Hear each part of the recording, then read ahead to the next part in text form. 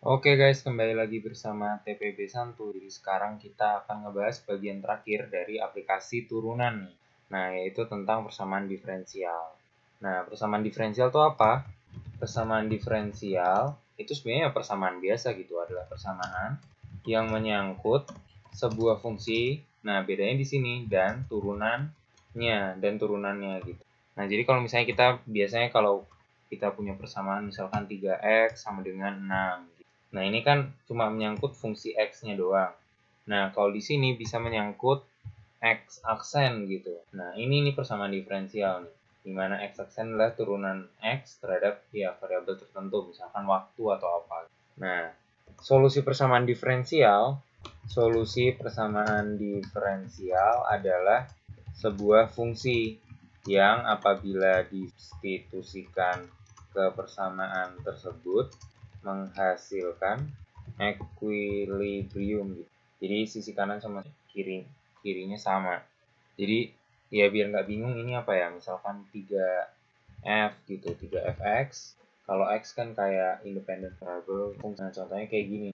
Nah, kita nyari fx, di mana fx ini ketika dimasukin ke persamaan ini dan turunan dari fx ketika dimasukin ke persamaan ini, pokoknya ini semua tuh harus benar gitu, persamaannya harus benar, sisi kiri harus sama, intinya gitu aja sih sebenarnya, kayak persamaan biasa lah, cuman menyangkut turunan dari suatu fungsi. Nah, karena di sini pengantar, pada topik ini yang dibahas hanya, jadi persamaan diferensial tuh banyak banget dari yang gampang sampai susah banget. Nah, yang di sini yang dibahas tuh karena pengantar doang, yang dibahas adalah persamaan diferensial orde 1 doang, jadi turunan pertama doang maksimumnya, dan separable, variabelnya dapat dipisah ke setiap sisi dari persamaannya gitu. Nah, pakai contoh aja langsung nih ya. Jadi, sebuah roket akan diluncurkan ke luar angkasa. Berapa kecepatan awal minimum yang diperlukan agar roket bisa lepas dari pengaruh lepas dari dari atmosfer bumi gitu. Gaya yang diterima roket selama diluncurkan diasumsikan hanya gravitasi itu. Nah, kenapa ini persamaan diferensial? Karena gini, jadi kan persamaan tercinta kita F sama dengan MA kan. Nah, A itu adalah percepatan. Percepatan itu adalah turunan dari kecepatan terhadap waktu. Gini kan, nah tadi dibilang gayanya itu gaya gravitasi. Nah, berarti gravitasi kali massa. Nah, tapi di sini kali R kuadrat per S kuadrat. Karena dia mau keluar angkasa, jadi gravitasinya nggak konstan kayak di permukaan bumi gitu, jadi bergantung sama jaraknya terhadap pusat bumi. Nah, R ini adalah jari-jari bumi, S ini adalah jarak si roket dari pusat bumi. Nah, ini sama dengan M kali dV dt. Nah, cuman dV dt ini kan kalau pakai chain rule, karena di sini ada S dan di sini T, jadi kita pengen jadiin T ini S aja deh gitu. Nah, kita pakai chain rule, jadi V-nya turunin terhadap S dulu, tapi nanti ada S yang diturunin terhadap T gitu. Nah, boleh kan kayak gini sama aja, jadi ini dV dt juga. Nah, sementara ds dt, laju perubahan posisi terhadap waktu adalah kecepatan gitu. Nah, berarti ini mv dv ds gitu. Nah, maksudnya separation of variables itu apa gitu. Jadi variabel yang kita punya diferensialnya kan di sini v sama s nih, dv sama ds. Nah, yang v kita kelompokin sama v, yang s kita kelompokin sama s gitu. Nah, berarti ini kita bakal dapat jadi gm r kuadrat terus dikali seper s kuadrat dikali ds. Nah, ini sama dengan mv dv gitu. Nah, ini variabelnya udah terpisah. Kalau yang udah terpisah gini terus gimana? Nah, makanya sebelumnya kita belajar anti turunan, karena itu tadi yang udah dibilang bahwa untuk menyelesaikan persamaan diferensial kita biasanya butuh inverse dari diferensial itu, yaitu turunan. Jadi buat nyelesain ini kita bakal integralin dua sisi ini. Nah, oh iya, kebetulan ini M ada di kiri dan kanan jadi bisa dicoret. Nah, terus ini kita integralin. Nah, G ini konstanta kan? Konstanta gravitasi, dan R jari-jari bumi ini konstan. Yang berubah di sini adalah variabelnya adalah posisi si roket gitu dari pusat bumi. Ini berarti kita integralin integral seper S kuadrat, integral S pangkat minus 2 berarti seper minus 1 S pangkat minus 1. Oh iya, sorry. Jadi gravitasi kan menarik si roket kan, berarti dia arahnya berlawanan sama arah kecepatan roket.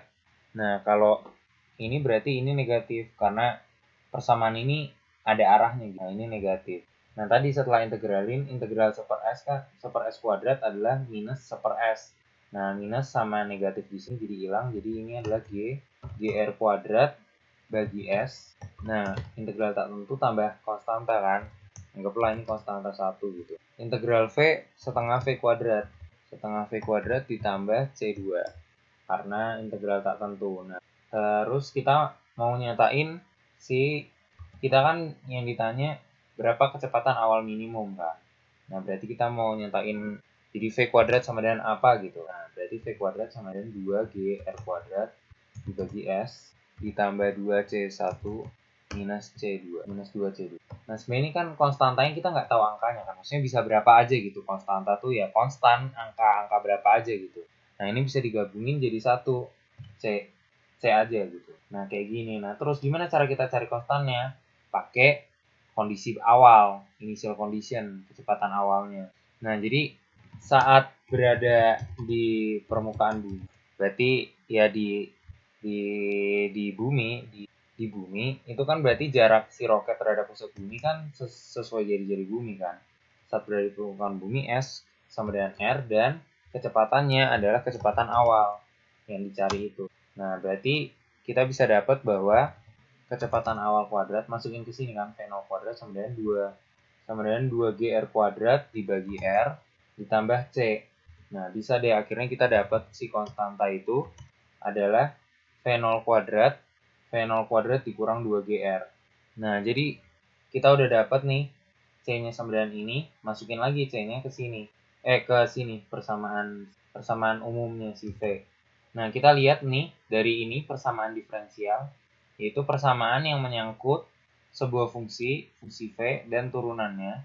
Nah, kebetulan di sini turunan terhadap S gitu.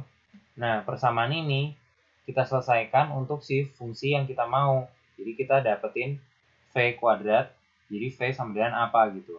Ini adalah solusi dari persamaannya. Nah, tapi belum selesai. Yang ditanya adalah berapa kecepatan awal minimum yang diperlukan. Nah, jadi kan si roketnya mau keluar angkasa nih. S ini adalah jarak dari pusat bumi atau posisi dari pusat bumi.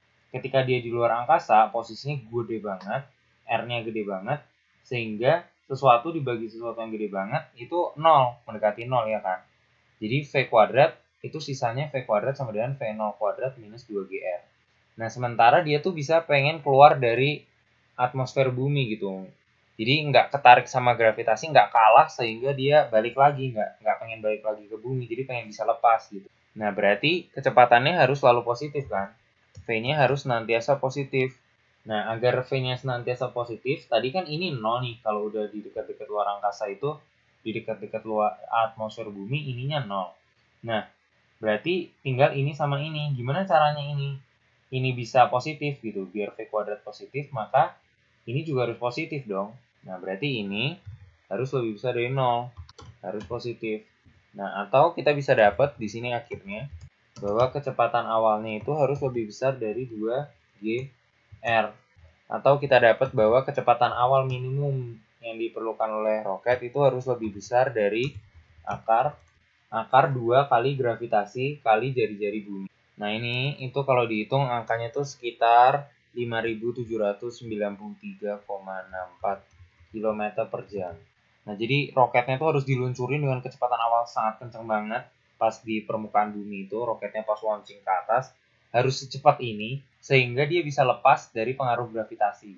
Nah, ini, wah gede banget ya, butuh energi yang gede banget. Tapi intinya di sini, kita di sini belajar bahwa setelah kita belajar turunan, kita bisa pakai turunan itu dengan berbagai macam aplikasinya, mulai dari optimasi, cari maksimum, minimum, terus kita mengerti fungsi lebih banyak, kemonotonan, kecekungan, kita bisa cari ekstrim lokal dengan mengerti turunan dan turunan kedua nilainya berapa, terus kita bisa menggambar grafik, sketsa grafik dengan lebih baik, kita bisa tahu karakteristiknya, dan kita juga bisa menyelesaikan persamaan diferensial yang banyak sekali dipakai real world gitu. Masalah real world problem banyak sekali masalah yang dimodelkan dengan persamaan diferensial ini. Ini adalah salah satu persamaan diferensial yang gampang gitu, karena dia bisa dipisahkan, dan caranya adalah kita misahin variabel-variabel yang ada diferensialnya ini, V sama V, S sama S, terus kita integralin masing-masing, terus kita selesaiin untuk variabel yang kita mau, gitu. Oke, sekian pembahasan kali ini. Sampai ketemu di video-video selanjutnya. Thank you udah nonton.